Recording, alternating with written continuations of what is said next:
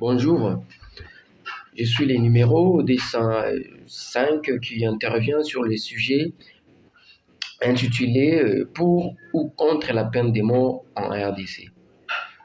Monsieur le président du jury, chers membres de la composition, nous sommes pour le maintien et l'exécution de la peine de mort en RDC, et cela pour plusieurs raisons. Tout d'abord, la peine de mort est une mesure qui remplit efficacement la fonction d'élimination car elle met les délinquants dans l'impossibilité de s'évader. Ensuite, est une forme de justice pour les victimes et leurs familles. Les crimes les plus graves causent une douleur immense et une souffrance incommensurable aux victimes et à leurs proches. De plus, cette peine elle est intimidante et exemplaire. Certains allèguent que notre justice est le malade et que, comme la justice n'étant pas à l'abri des erreurs judiciaires, alors il y a crainte de maintenir cette peine au risque de punir les innocents avec des conséquences irréparables. Néanmoins, il n'est pas à dire que tous ceux qui ont été condamnés sont ou non des innocents. Et allant du principe la Cour connaît les droits, c'est que tous ceux ayant été condamnés, c'est parce qu'il a été prouvé qu'ils sont coupables. D'autres allèguent que cette peine elle est inhumaine et viole certaines dispositions constitutionnelles et d'autres textes internationaux.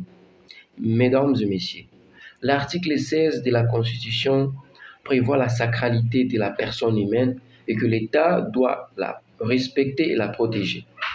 Mais qu'en est-il de la sacralité de ceux qui ont été tués à tort et à travers, de nos compatriotes déplacés ça et là avec aides humanitaires insuffisantes?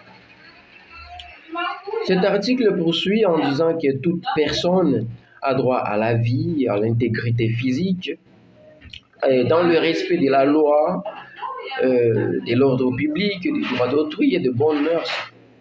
Mais qui est-ce qui a droit à la vie, à l'intégrité physique, en dehors, je dis bien en dehors de la loi, de l'ordre public, des droits d'autrui et de bonnes mœurs?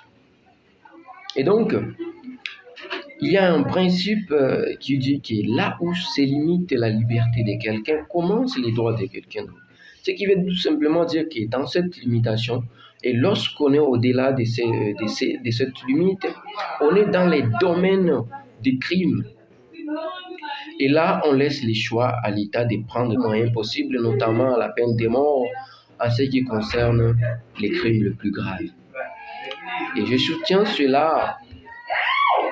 Je soutiens cela par l'article 6 du Pacte international sur les droits civils et politiques qui prévoit que dans les pays où la peine de mort n'est pas abolie, la sentence de mort ne peut être prononcée que pour les crimes les plus graves conformément à la législation en vigueur.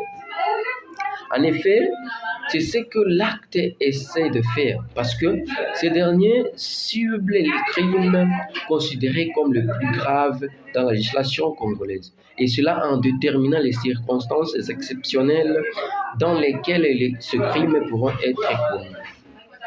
D'autres pensent que la prison perpétuelle suffirait au lieu de la peine capitale. Mais voyons, dans quelle prison de la RDC mettre quelqu'un à perpétuité où les conditions de vie des prisonniers sont d'une réputation de précarité, des fois des conditions de vie inhumaines, encore contre les instruments juridiques? Autrement dit, on préférerait de condamner un délinquant dangereux dans des conditions aussi inhumaines que de le faire rejoindre dans l'enfer ou dans le paradis une bonne fois pour toutes. Mais je pense que ce genre de délinquants mérite mieux l'enfer. Enfin, notre administration pénitentiaire n'inspire pas confiance, tel que l'on puisse dire que les délinquants, auteurs d'une infraction naguère punie de mort, exécutera complètement la peine de remplacement. Quel ne sera alors le désarroi des citoyens qui, 2 ou 5 ans après la condamnation du meurtrier, verraient celui-ci se pavaner dans la rue? Mesdames et messieurs, leur sentiment serait que la justice n'est plus rendue. En conclusion, en tant que rétentionnistes, nous pensons qu'en maintenant la peine de mort, nous contribuons à dissuader d'autres individus de commettre des actes les plus odieux. Que lorsque les moyens qu'on appliquait à la place de la peine capitale n'ont pas fonctionné, alors on essaye avec l'autre moyen, comme celui de la maintenir, de l'exécuter dans les circonstances prévues par la note circulaire, en vue de croire en la justice et garantir les vies des paisibles citoyens. Et donc, mesdames et messieurs, cette peine est nécessaire pour rendre justice aux victimes dans des cas objectivement graves. Merci, nous avons dit.